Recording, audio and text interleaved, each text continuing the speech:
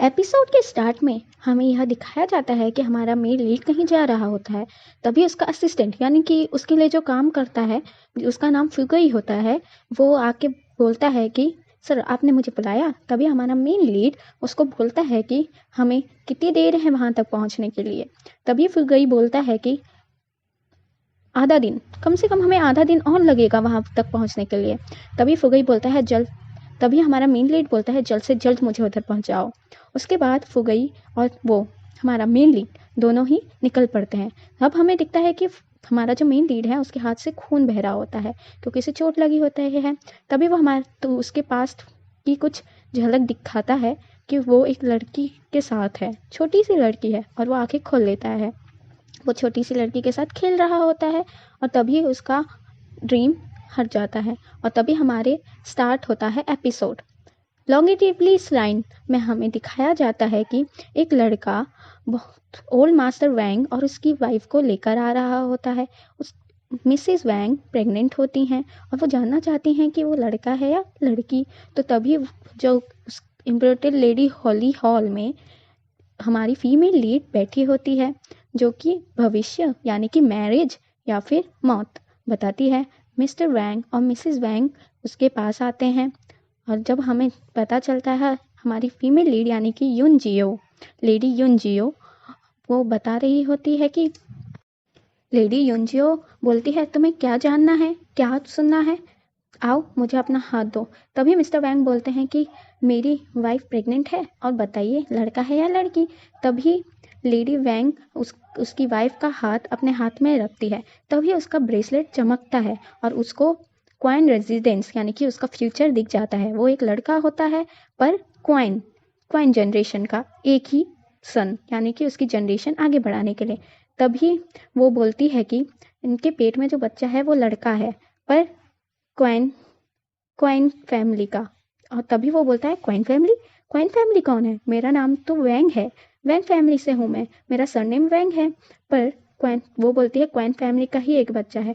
तभी वो उस मिसेस वैंग को थप्पड़ मार देता है और बोलता है तुम अपने कजन ब्रदर का बच्चा लेके आई हो, तुमने तो मेरा ट्रस्ट ही फेल कर दिया। मैं तुम दोनों को एक साथ देखता हूँ, तुम्हें जो करना है कर लो। पर वो मिसेस वैंग उसको रोकती है, वो खुद ही वहाँ से चला जाता है। और जब तक मिसेस वैंग पीछे मुड़ती है तो तब तक हमारी फीमेल लीड यानी कि यांग जियो भी वहाँ से फरार हो चुकी होती है क्योंकि वो दोनों आपस में झगड़ा जो कर रहे होते हैं।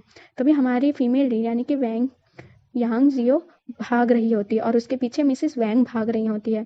तभी फुगई अपने सैनिकों के साथ वहाँ पर आ जाता है और सब कुछ खाली करने को कहता है और तलवार मिसेस वैंग की गर्दन पर रखता है और बोलता है कि निकलो यहाँ से। तभी मिसेस वैंग नीचे झुक के बोलती है मुझे माफ़ करिए। और तभी वो एक बुद्धा का टेम्पल होता है जहाँ पे यांग जियो सो रही होती है और तभी हमारी फीमेल लीड की एंट्री होती है। तब हमारा मेल लीड जो कि बुद्धा के पास अपनी प्रेयर करने के लिए आया होता है और वो अपने उसको चोट लगी होती है बहुत तेज, इसलिए वो अपने कपड़े निकाल रहा होता है। और ये सब करते हुए उसको हमारी फीमेल लीड यानी कि यांग जियो भी देख लेती है।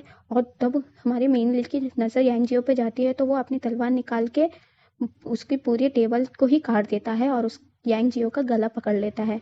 और वो बोलता है तुमने क्या देखा। तभी यांग जियो बोलते मैंने कुछ भी नहीं देखा। तो तभी यांग जियो उसकी गर्दन को ऊपर उठा लेता है और तभी यांग जियो उसके ब्रेसलेट चमकने लग जाता है यांग जियो का और उसको हमारे मेन लीड का फ्यूचर दिखने लग जाता है, जो कि वो दोनों बहुत ज़्यादा रोमांस कर रहे होते हैं यानी कि एक दूसरे से प्यार करते हैं। और उसको तभी फिर हमारे जो मेन लीड है उसको एक चीज़ दिखाई देती है, मुंह मुंह करके, जो कि उसने बचपन में उसी लड़की को दिया था जो कि उसके साथ थी और वो भी उसी बुद्धा टेम्पल में। इसलिए हमारे फीमेल लीड को वो चीज़ याद थी।